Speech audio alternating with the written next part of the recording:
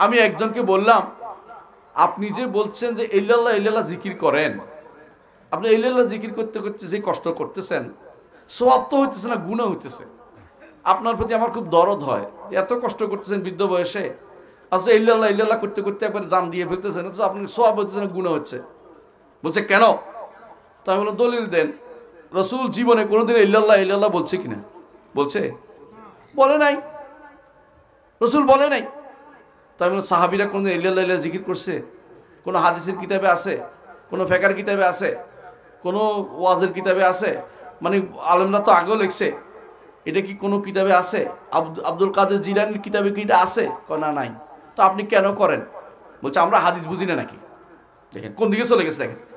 বললাম যে আচ্ছা হাদিস কোথায় পাইছেন? বলে হাদিসে আছে ইল্লাল ইজখের, ইল্লাল ইজখের, ইল্লাল ইজখের। আপনারা যারা মুহাদ্দিস বুঝতে পারবেন।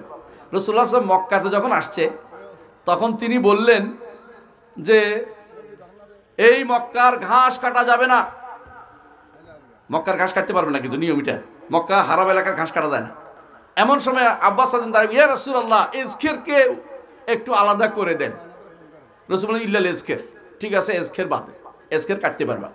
এজখের দিয়ে তারা কি করতো, ওই কবরের উপর দিয়ে দিত, যাতে করে কবর ইয়া বসে যায়। এই কবরের উপর দিয়ে এটা দিয়ে ঘাস দিলে কি হয়, কবর বসে যাচ্ছে, মানে এটা ভাঙে পড়ে না, এই জন্য। হ্যাঁ, এটা বসে যায় আর কি, জাস্ট এটা একটা প্রলেপ পড়ে যায়, এই জন্য মুক্ত রাখছেন। এই যে ইল্লাল ইজখের উপরে কিয়াস করে ইল্লাল্লাহ প্রমাণ করতেছে। আর এটা তো আগের কথার সাথে জ্যার হয়েছে, এটা রে ভাই, এটা তো নতুন করে কথা হয় নাই, এটা আগের কথার জ্যার হয়েছে। আপনি তো ইল্লাল্লাহ ইল্লাল্লাহ ইল্লাল্লাহ বলতেছেন, এটা তো অর্থ আল্লাহ ছাড়া, আল্লাহ ছাড়া, আল্লাহ ছাড়া কি?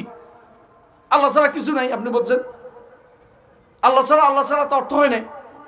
যে ইল্লাল ইজখের যদি কোনো ইল্লাল ইজখের রাসূল বলতেন, আগে কোনো কথা না থাকতো, এটা অর্থ হইতো না। আগে কথা আছে, আব্বাস বলছেন যে ইজখেরকে আলাদা করে দেন।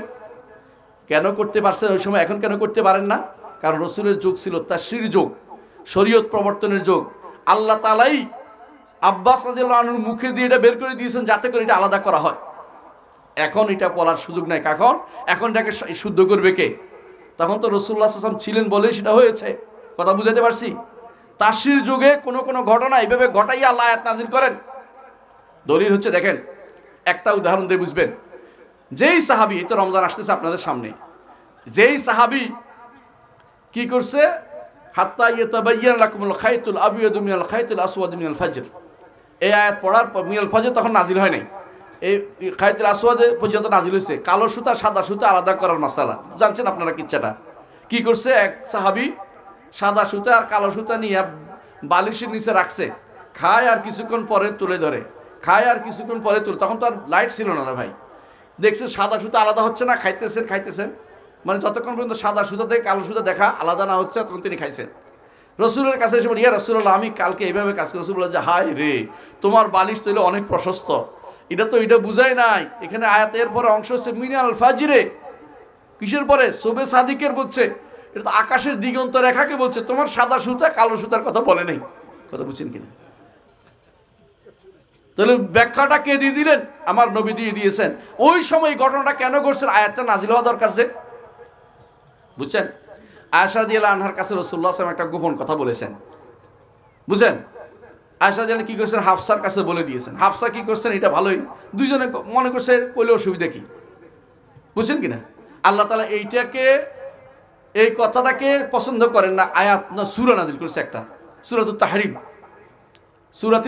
নাজিল করেছে আল্লাহ তাআলা, যে আপনি একজন স্ত্রীর কাছে আপনি একটা কথা বলেছেন, সে আরেকজনকে বলে দিছে, এবং এটা ভালো কাজ হয় নাই, আল্লাহ তাআলা সেটা প্রচার করে দিন। আচ্ছা বলেন তো, এই ঘটনাটা যদি না ঘটতো, আল্লাহ একটা কেমন নাজিল করতেন?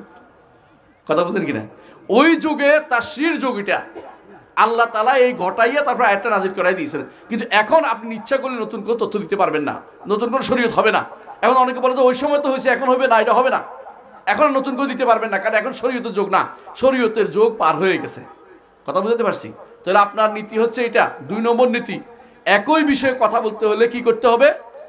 একই বিষয়ে কোনো হুকুম দিতে হলে, কোনো একটা বিধান দিতে হলে, এই বিষয়ে কোরআন এবং হাদিসে যত ভাষ্য আছে একসাথ করে তারপরে আপনি এই বিষয়ে হুকুম দিতে হবে। কথা বুঝছেন?